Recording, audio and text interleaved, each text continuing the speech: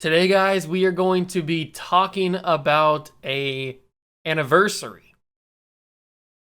And pretty important anniversary, as yesterday was the 1-year anniversary of the day that Patrick Mahomes signed his huge $500+ million contract with the Kansas City Chiefs.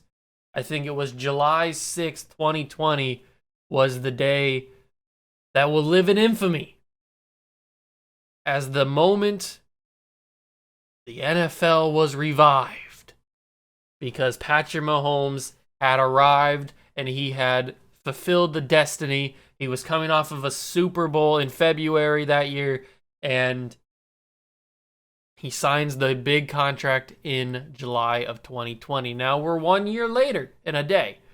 Or 1 year and a day later, July 7th, 2021. We have the benefit of perspective. Yes, it's only been a year into the contract, but is the contract worth it? Can we even evaluate it at this point? Is the contract worth it up until this point? I think the contract is worth it.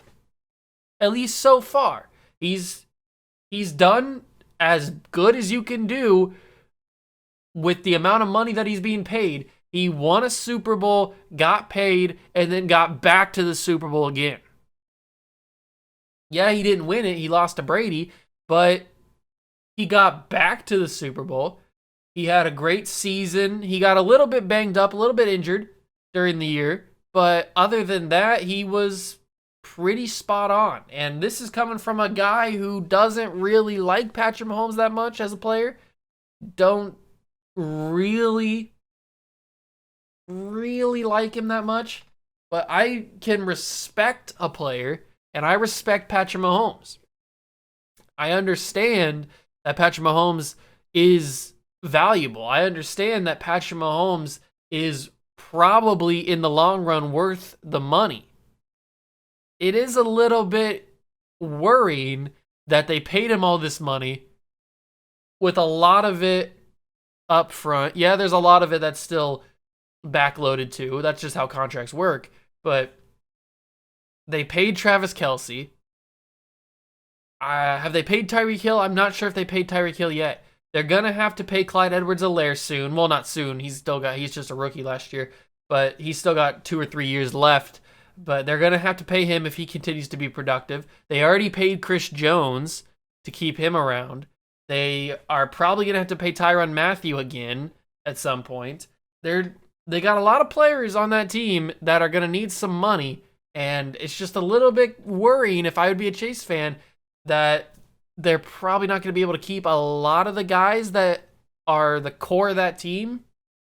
Now, maybe your argument would be they've already kept the core of that team by signing Mahomes and signing Kelce and signing Chris Jones and signing all these guys to contracts. Maybe that's their core.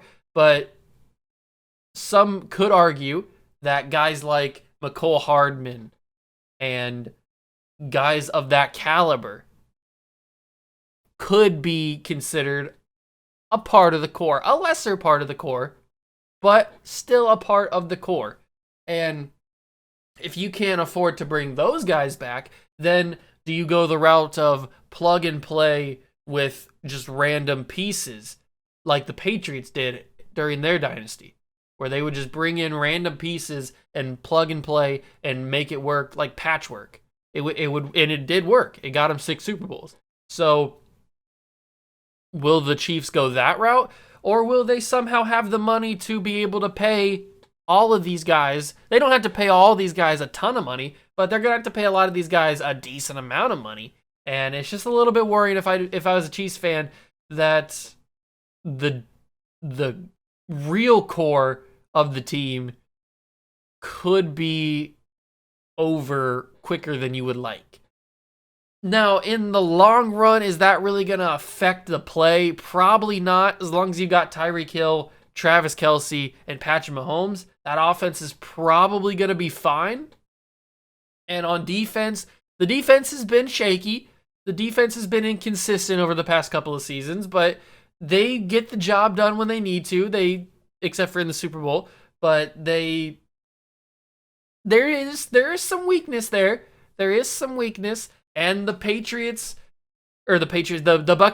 showed the NFL and showed the league how to beat the Kansas City Chiefs with the pass rush. Yes, the Chiefs' offensive line was really banged up.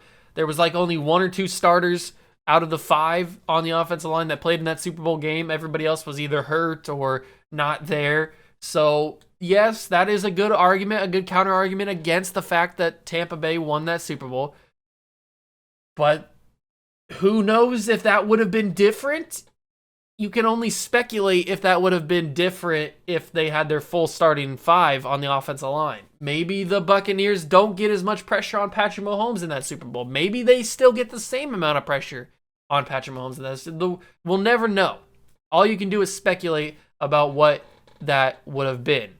But to me, I think that Patrick Mahomes, at least in the first year or so of his contract, has lived up to it. Now, he's got a lot more to do to make that a reality and to make that contract actually worth the amount of money that they paid. And a lot of people consider Patrick Mahomes the greatest quarterback of all time when he's only been to 2 Super Bowls and already lost one.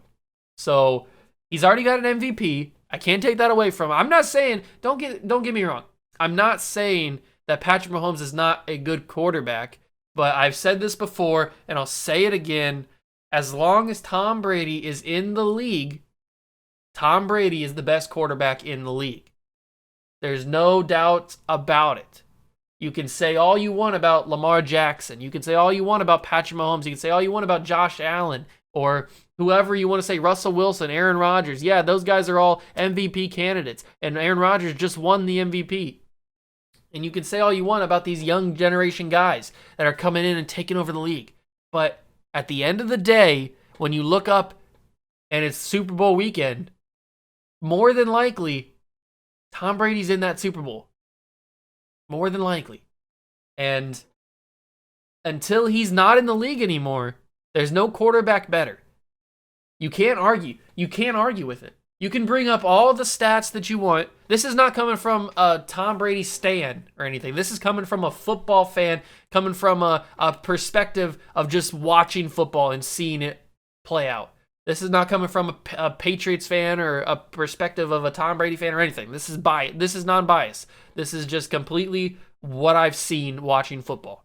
And what I've seen is that you can bring up any stat that you want about how good Patrick Mahomes is, how consistent Patrick Mahomes is, how consistent Lamar Jackson or Josh Allen or Russell Wilson or all these guys, how consistent they are, how good they are, how many stats they put up, how many yards they put up, all the touchdowns. But at the end of the day, when you're looking at the Lombardi Trophy and somebody's holding it, it's probably going to be Tom Brady. And there's no argument against that. It's facts. That's literal cold hard facts that Tom Brady is usually in the Super Bowl. So, once again, as long as Tom Brady's in the league, Tom Brady is the best quarterback in the league. Okay? There's literally no argument against that. And if you are arguing against it, then you're either stupid or you're blind to the fact that Tom Brady is the best. Or secret option 3, you just hate Tom Brady so much that you can't even have a rational argument. And then at that point, then we can't talk. Because if you're so rational, if you're so irrationally against the fact that Tom Brady is good, then you just can't be in society. Because I don't like a lot of football players. There's a lot of quarterbacks out there that I don't like, but I can understand and I can see their value. I can see that they are good. Like, I don't like Ben Roethlisberger. And maybe not this season he wasn't that great, But in previous seasons, Ben Roethlisberger has been one of the top 5 best quarterbacks in the league, and I can admit that because I like football. I can separate that. I can separate the feelings as a player and what he does on the field. I can separate that. I don't like Patrick Mahomes as a player, but I can see how good he is. He's not as good as Tom Brady is, but I can see how good he is. And so the fact that the Chiefs are a year in to Patrick Mahomes' contract and they've been to a Super Bowl in that year, they lost that Super Bowl, but they have a lot of good talent around him. I don't see any way that the Chiefs aren't back in the Super Bowl again this year. There's really, unless the Bills just absolutely go crazy this year, or the Browns just go crazy this year, or the Ravens, or any of those teams in the top half of the AFC, if any of those teams just absolutely have a outstanding, phenomenal season, there's really no team in the AFC that can beat the Chiefs. There are teams, like I said, that could compete with them, and some may say the Chiefs shouldn't have even been in the Super Bowl in the first place because the Browns should have won that game against them. But that's for another conversation. That's for another debate. But anyway, to get back on track, we've been through a year of Patrick Mahomes' contract. Is it worth it? I would probably say at this moment in time, in 2021, a year after the contract's been signed, and a year after, well, you've seen what he's done in year 1 of the contract, I think as of right now, it is worth the contract. He's worth the money. He's proven that. He's gotten back to a Super Bowl. I would have been even more confident about it if they would have won that Super Bowl, but they didn't. So I'm still 96% confident that this contract will work out for the Chiefs and for Patrick Mahomes because he's really good. He's really good. I'm not saying that he's not. He's really, really good. Not better than Tom Brady, but he is really, really good. And so let me know down below what you guys think about the contract now that we've had a year of Patrick Mahomes during this contract. Do you guys agree with me that it's worth it? Do you guys not agree with me? What do you guys think? Do you guys hate me for thinking that Tom Brady's better? If you do, I don't care because you're wrong. So let me know down below what you guys think. That's going to do it for me. Thank you guys so much for stopping by and watching. Make sure to smash that like button, notification bell, and the subscription button as well. Join the Juice Club, and I'll catch you guys in the next one. Peace.